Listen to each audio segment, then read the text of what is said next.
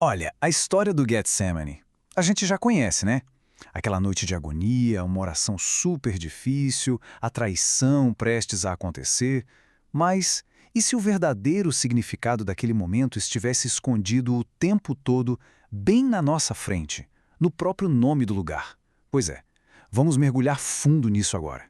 Getsemane, ou Gatshmanare em aramaico, significa literalmente prensa de azeite. E isso não é um detalhe qualquer, um acaso. É a chave para a gente entender tudo o que aconteceu naquela noite. Pensa bem, ali onde tantas e tantas azeitonas foram esmagadas para liberar seu óleo, o próprio ungido seria, de forma metafórica, prensado. Conforme Jesus entrava no jardim, o clima era pesado, solene. Dava para sentir um peso invisível no ar, sabe? Algo mais denso que a própria noite.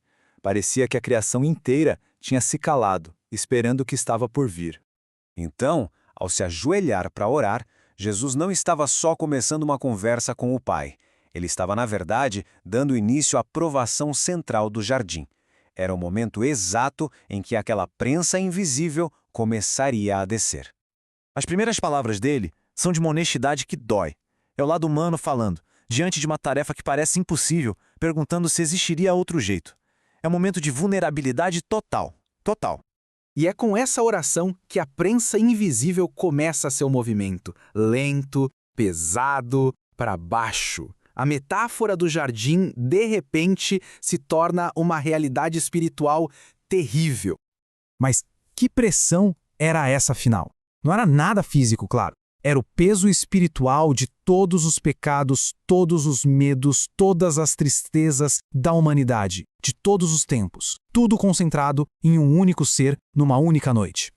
Essa pressão interna se manifestou de um jeito chocante. A agonia era tão, mas tão extrema, que o suor dele se transformou em gotas de sangue. E simbolicamente, essa foi a primeira gota do óleo santo sendo extraída sob uma força que a gente nem consegue imaginar. E essa pressão vinha de todos os lados, como se fossem prensas de pedra esmagando a alma. Vamos tentar visualizar isso. O abandono iminente dos seus amigos mais próximos, a traição que já estava acontecendo, a solidão, nossa, uma solidão absoluta no meio de toda aquela dor. E ainda por cima, o peso da cruz que esperava, e o mais pesado de todos, o cálice amargo da vontade do Pai. A cada uma dessas pressões, algo puro era liberado. Um óleo espiritual de obediência perfeita ia sendo extraído. A narrativa vai caminhando para o seu clímax, para a volta final do parafuso da prensa. E aqui está o ponto de virada. Com essa frase, a luta acaba. É o momento da rendição absoluta. A prensa desce uma última vez e o conflito interno não se resolve na resistência, mas na entrega total. Agora, o foco muda. Sai do sofrimento e vai para o propósito. O que foi que todo esse esmagamento produziu? Para que tudo isso foi necessário? É aqui que a dor começa a revelar seu verdadeiro objetivo. O resultado desse processo todo é fundamental. O esmagamento não levou à destruição. O que sobrou não foi desespero, não foi ruína, foi uma oferta. Assim como a azeitona, que sob pressão doa sua essência mais pura, o que surgiu dali foi uma entrega voluntária e muito, muito preciosa.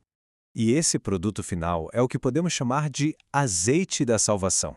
É uma essência espiritual pura, oferecida com um propósito bem definido: curar as feridas da humanidade, as nossas falhas, a nossa separação, iluminar a escuridão da nossa confusão e do nosso medo, e, por fim, consagrar um caminho novo de volta para Deus.